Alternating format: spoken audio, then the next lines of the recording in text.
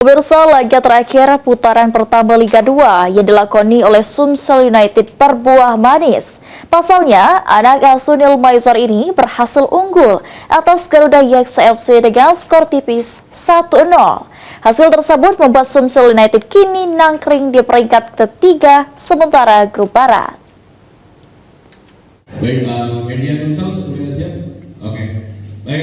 Meski hanya bermain dengan 10 pemain sejak menit 6, usai Hakim Variansyah mendapatkan kartu merah, Sumsel United tetap mampu mencuri 3 poin penuh setelah sukses menaklukkan Garuda Yaksa FC dengan skor 1-0 di kandang Garuda Yaksa Stadion Pekansari Bogor.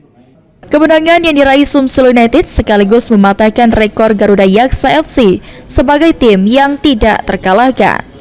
Tambahan 3 poin ini membuat posisi Sumsel United kini nangkring di peringkat ketiga klasemen sementara grup Barat dengan raihan poin 14.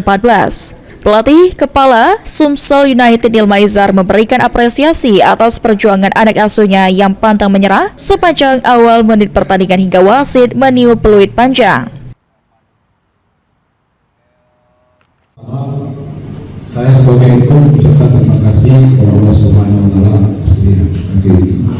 Yang kedua, saya mengucapkan terima kasih kepada seluruh pemain yang berjuang hari ini.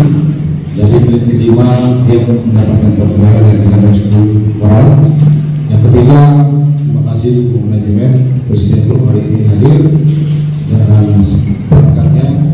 Mudah-mudahan kemenangan ini membuat kita lebih menyadari bahwa memang sepak bola itu susah diprediksi. Kita beruntung aja karena biasa.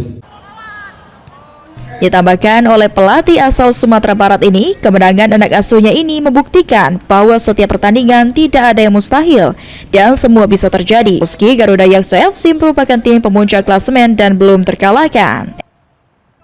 Eki Saputra, PAL TV.